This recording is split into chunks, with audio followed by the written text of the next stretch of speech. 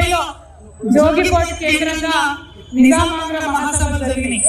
ఆ తర్వాత ఇదే మన సంగారెడ్డి సదాశివపేటలో 1969లో ఉద్యమం జరిగితే మొట్టమొదట అక్కడనే కాల్పులు జరిగి అక్కడి నుండే అమరులై అక్కడి నుండే ఉద్యమం రగిలి బయలుదేరింది. ఇది కొత్త చరిత్ర, కానీ ఇంకా పాత చరిత్ర. ఈ సంగారెడ్డి పక్కనే కొండాపూర్ అని ఉంటుంది. ఆ కొండాపూర్లో వందల సంవత్సరాల తెలంగాణ చరిత్ర ఉన్నటువంటి నేల ఈ సంగారెడ్డి. మామూలు నేల కాదు. కానీ సంగారెడ్డిలో ప్రతి ఒక్కరూ గర్వంగా కాలర్ ఎగరేసుకొని చెప్పుకోవాలి. ముఖ్యంగా సంగారెడ్డి యూత్ కి, మహిళలకు నేను విజ్ఞప్తి చేస్తున్నా, మీకు మన ప్లేస్ యొక్క హిస్టరీ తెలవాలి. చరిత్ర తెలుసుకున్నోడే భవిష్యత్తును నిర్మించగలుగుతారని చెప్తారు.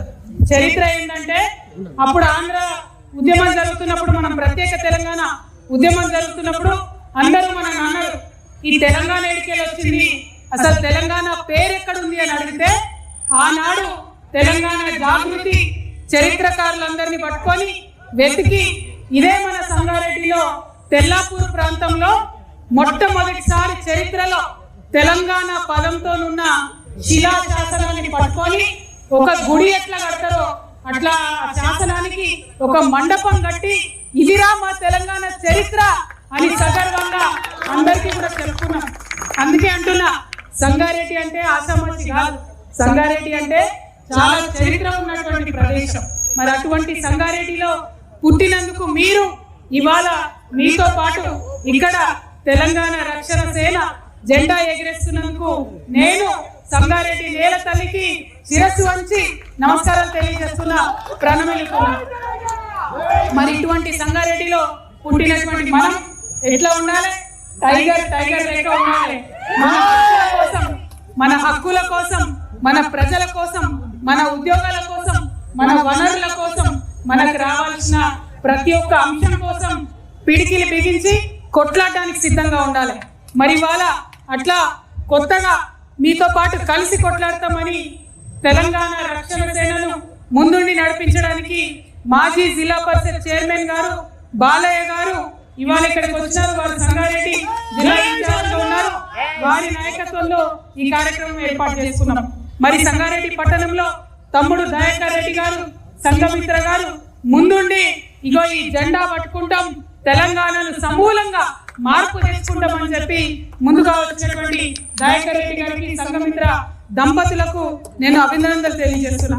అట్లానే మా శ్రీనివాస్ రెడ్డి అన్న, ఆయన వచ్చి సంగారెడ్డిలో నేను ఖచ్చితంగా బలోపేతం చేస్తా పార్టీని అని చెప్పి వచ్చిన శ్రీనివాస్ రెడ్డి గారికి, ముందు నుండి తెలంగాణ జాగృతిలో ఉన్న మా శివశంకర్ పాటిల్ గారికి, అదేవిధంగా మా మురళీకృష్ణ అన్న గారికి, కరుణాకర్ గారికి, మరి నారాయణ ఖేడ్ నుండి వచ్చినటువంటి మా మల్శెట్టి బాపు గారికి, మా తమ్ముడు గణేష్ గారికి, నర్సాపూర్ గణేష్ గారికి, మెదక్ నుండి చేరినటువంటి బట్టి అజయ్ గారు, వారి సతీమణి గారు స్వాతి గారికి, అట్లనే అరవింద్ రెడ్డి గారికి, సుధాకర్ గారికి, అనేక మంది నవీన్ గారికి, అరుణ్ గారికి, అనేక మంది నాయకులు కార్యకర్తలు ఉన్నారు.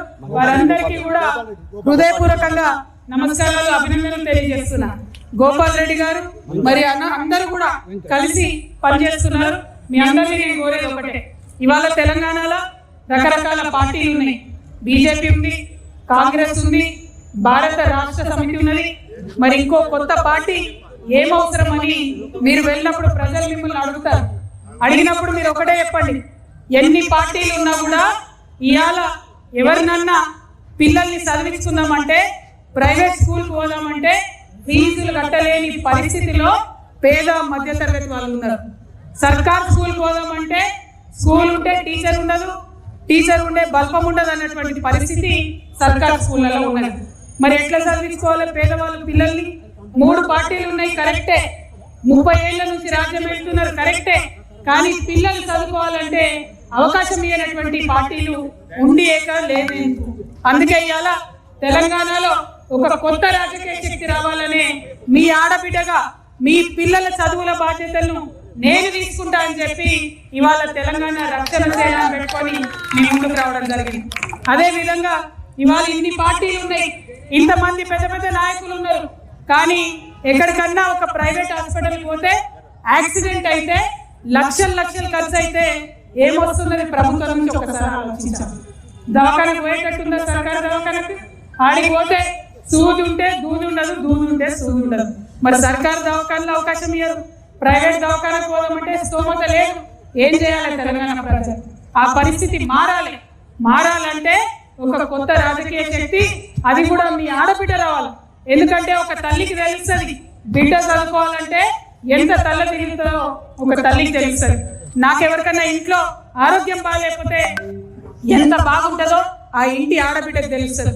కాబట్టి ఇవాళ నేను ఒక అడుగు ముందుకేసిన. ఎవరి మీద నమ్మకంతో? మా తెలంగాణ ఆడబిడ్డల మీద నమ్మకంతో ఒక అడుగు ముందుకేసిన. ఇన్ని పెద్ద పెద్ద పార్టీలు ఉన్నాయి, తెలంగాణలో మార్పు రాలే.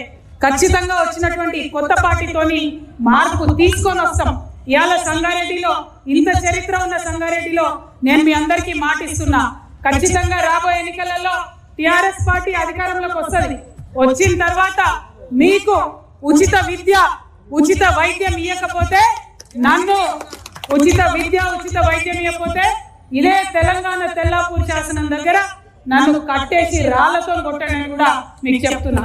ఎందుకంటే ఏదేదో స్టేట్మెంట్ కోసం చెప్తలేను, బాధతో చెప్తున్నా, దుఃఖంతో చెప్తున్నా.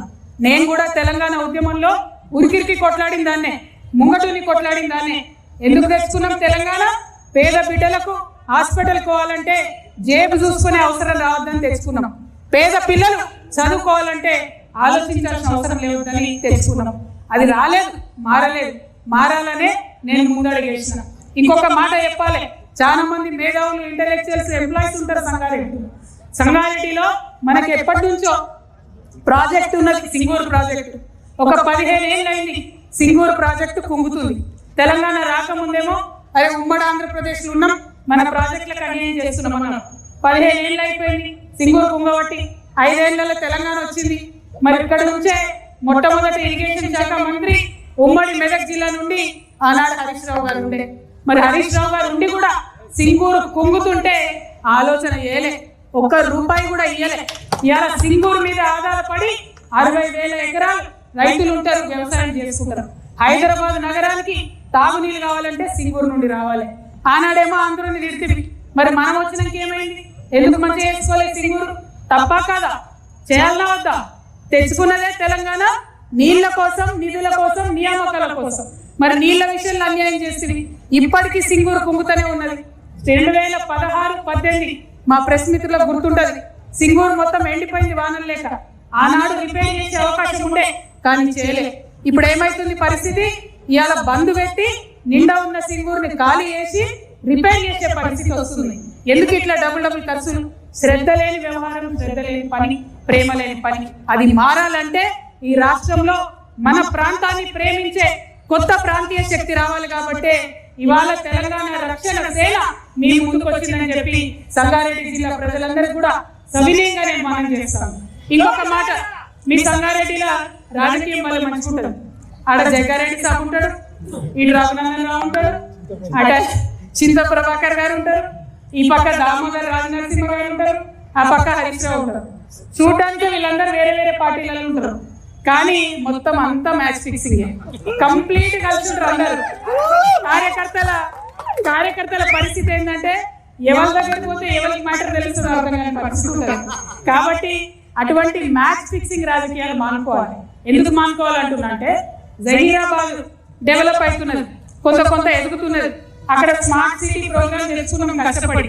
తర్వాత నిమ్స్ వచ్చింది, భూసేకరణ చేసింది, అక్కడ పరిశ్రమలు వస్తున్నాయి. ఇప్పుడు అక్కడ బుల్లెట్ ట్రైన్ ఇస్తామని కేంద్ర ప్రభుత్వం డిపిఆర్ లో మొదలు చెప్పింది. మొన్న కొత్తగా వచ్చిన డిపిఆర్ లో బుల్లెట్ ట్రైన్ లేదు. మరి ఇంత రఘునందన్ రావు నోరేసుకుని అన్నిటికీ వస్తూ ఉంటాడు కదా, ఏమై రఘునందన్ రావు గారు ఎంపీ గారు ఏమైంది? డిపిఆర్ లో బుల్లెట్ ట్రైన్ జయరాబాద్ రాకపోతే నీ నోటికి తాళం ఎందుకు పడ్డది? మరి ప్రతిపక్షాలు ఏమైనాయి? ఎందుకు ఇవాళ బీజేపీ నిలదీస్తలేరు? మ్యాచ్ ఫిక్సింగ్ రాజకీయాలతోని మన ప్రాంతానికి నష్టం జరుగుతుంటే చూస్తూ ఊరుకుంటే వేరే ఎవరన్నా ఊరుకుంటారేమో కానీ మేము మాత్రం ఊరుకోము. టిఆర్ఎస్ పార్టీ ఆధ్వర్యంలో ఖచ్చితంగా జహీరాబాద్ లో బుల్లెట్ ట్రైన్ వచ్చేదాకా కూడా నిలదీస్తూనే ఉంటాం, కొట్లాడుతూనే ఉంటాం. అట్లనే పటాన్ చెరువుకు ఎంఎంటీఎస్ చేస్తామన్నారు ట్రైన్.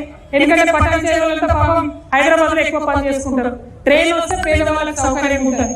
వస్తుందంటే ఇల్లు తీసుకుంటారు, పేదవాళ్ళని ఇంట్లోకి వెళ్ళి బయట వేసి కాంపన్సేషన్ ఇవ్వలేదు, ఇంతవరకు కూడా ట్రైన్ రాలేదు. మరి దానికి జవాబుదారు ఎవరు? అడిగేటోళ్ళు ఎవరు? పటాన్చేరు ఎమ్మెల్యే ఉంటే ఏ పార్టీలు ఉన్నాడో ఎవరికి తెలియదు. సంగారెడ్డిలో ఒక పార్టీ ఎమ్మెల్యే గెలుస్తాడు, ఇంకో పార్టీ వాళ్ళు ఇనాగ్రేషన్ చేస్తారు. ఇక్కడ ఏం అర్థం కాదు. ఆందోళన మనకు మంత్రి పదవి వచ్చింది, రాక మంత్రి పదవి వచ్చింది ఆందోళనలో కానీ ఆనందపడదామంటే వాళ్ళ బామ్మర్ది గారు సింగూరు కింద ఉన్న FTL లోపల ఉన్న 200 ఎకరాల ల్యాండ్ మంత్రి గారి యొక్క బామ్మర్ది గారు కబ్జా పెడుతున్నారు. ఎవరు అడగరు? హరీష్ రావు గారు అడగరు, జగ్గారెడ్డి గారు అడగరు, ఏ పార్టీలో అడగరు. అందరు కలిసి ఏంటంటే ప్రజలకు ఇవ్వాల్సిన ఇయ్యరు, వాళ్ళు మాత్రం రాజకీయంగా ఎదుగుతారు, ఆర్థికంగా ఎదుగుతారు. ఈ రాజకీయం సంగారెడ్డిలో మారాల్సిందే. ఖచ్చితంగా సంగారెడ్డిలో ఒక కొత్త ఒరవడి సృష్టిస్తాం, మంచి రాజకీయానికి మార్గం వేస్తాం. టిఆర్ఎస్ పార్టీ నుండి ఒక మాట ఇచ్చినాం, పాంచజన్యం 5 పథకాలతోని ప్రజల దగ్గరికి వస్తాం. మొదటిది ఉచిత విద్య. ప్రైవేట్ అయినా సరే, మీ పిల్ల ఎంత చదువుకున్నా సరే మీ జేబులకి ₹1 ఖర్చు పెట్టకుండా చూసుకునే బాధ్యత నాది అని మాట ఇస్తా ఉన్నా. రెండవది ఉచిత వైద్యం. ఎన్ని లక్షలు ఖర్చు అయినా, ఎంత పెద్ద రోగం వచ్చినా మన తెలంగాణలో ఏ ప్రైవేట్ హాస్పిటల్ కి మీరు పోయినా రాజాల లెక్క తీసుకుపోవాలి, వైద్యం చేయాలి, ఇంటికి పంపించాలి. మాట ఇస్తా ఉన్నాం, ఉచిత వైద్యం ఖచ్చితంగా ఇస్తాం. ఇక మూడవది వ్యవసాయం. ఇలా రైతన్నలు కల్లాల దగ్గర రైతులు కష్టాలు పడుతుంటే, గుండె ఆగిపోతుంటే అడిగేటటువంటి గుండె ధైర్యం ఏ ఒక్క నాయకుడు కూడా లేదు. చాలా ఇబ్బందులు పడుతున్న రైతులు, వారి ఇబ్బందులను తీర్చే విధంగా ముందుండి టిఆర్ఎస్ పార్టీ నాయకులను కొట్లాడతాం. రేపు మీ దయ వల్ల అధికారంలోకి వచ్చిన తర్వాత ప్రతి ఆఫీస్ లో, అది MRO ఆఫీస్ అయినా, కలెక్టర్ ఆఫీస్ అయినా, రైతుకు సపరేట్ గా టేబుల్ ఉంటది, ఒక కౌంటర్ ఉంటది. అక్కడ పోయి సార్ మా వడ్లు కొంటలేదంటే జవాబుదారీగా ఉండేటటువంటి ప్రభుత్వం నడుస్తుందని కూడా మీకు తెలియజేస్తా ఉన్నా. ఇక 4వ అంశం, మా యువ మిత్రులకు, ఆడపిల్లలు మగపిల్లలు అందరూ చదువుకుంటున్నారు. ఇవాళ ఉద్యోగాలు చేసుకోలేని పరిస్థితి, వ్యాపారాలు పెట్టుకోలేని పరిస్థితి. మేము అధికారంలోకి రాగానే 4 లక్షల ఉద్యోగాలు ఒకటే నోటిఫికేషన్ మొదటి సంవత్సరమే ఇస్తామని హ్యాపీగా తెలియజేస్తున్నాం. అదేవిధంగా వ్యాపారాలు చేసుకోవాలనే పిల్లలకి 2 లక్షల నుంచి 20 కోట్ల వరకు కూడా బ్యాంకులతో సంబంధం లేకుండా డైరెక్ట్ గా రుణం ప్రభుత్వం ఇస్తుంది. మీరు పెట్టుకునే వ్యాపారాలకు వెన్నుదన్నుగా మేము నిలుస్తామని సందర్భంగా తెలియజేస్తున్నాం. 5వది ఆఖరిది అతి ముఖ్యమైనది, సామాజిక న్యాయ తెలంగాణ సాధించాలి. ఇవాళ తెలంగాణ వస్తే సబ్బండ వర్గాలకు అధికారం వస్తుంది అనుకున్నాం. ఎస్సీలకైనా, ఎస్సీలకైనా, బీసీలకైనా అవకాశాలు వస్తాయి అనుకున్నాం. కానీ ఆ పరిస్థితి కనబడతలేదు.